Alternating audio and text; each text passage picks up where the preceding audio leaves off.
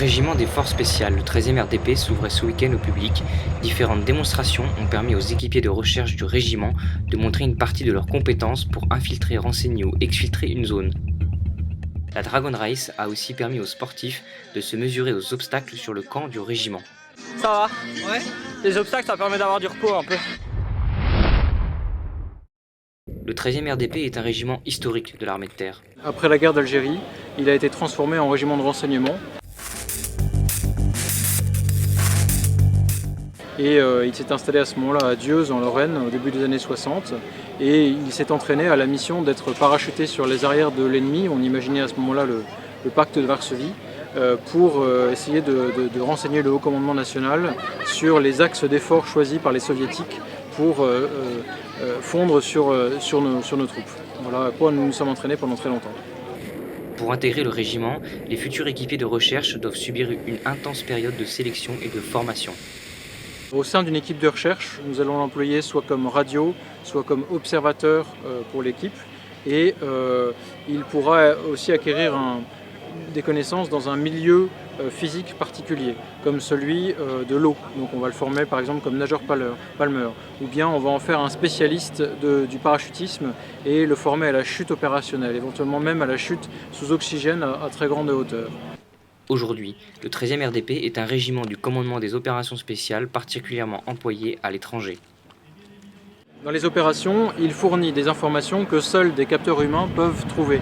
Par exemple, on peut essayer de s'intéresser à un camp d'entraînement adverse et le fait d'aller l'observer avec des satellites ou des drones va nous en apprendre beaucoup. Le fait d'écouter ces transmissions va nous en apprendre beaucoup. Mais si on n'a pas des hommes sur le terrain pour le regarder, vivre pendant des jours, pour écouter les bruits, pour assurer les phases d'observation que les drones ou le satellite ne peut pas couvrir, on n'a pas une vision complète. Donc nous apportons ce complément avec ces capteurs humains. Les militaires du régiment ont pu exposer différents moyens à leur disposition. Les parachutistes peuvent être largués entre 4000 et 8000 mètres.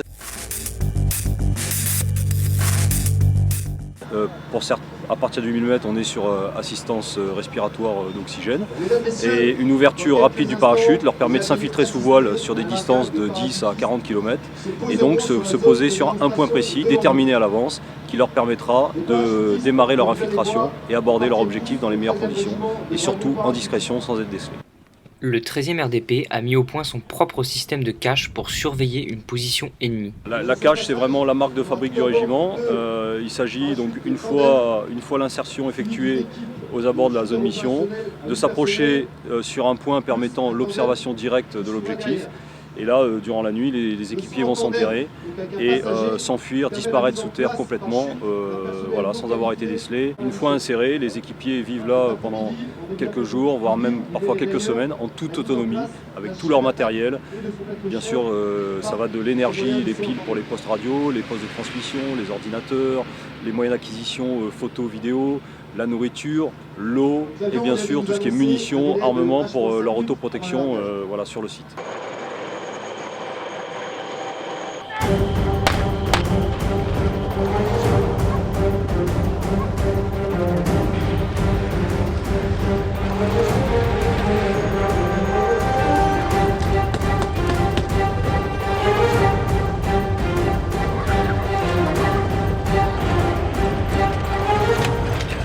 Le véhicule de patrouille spéciale est vraiment un outil utilisé communément, notamment en ce moment au Mali ou en Centrafrique.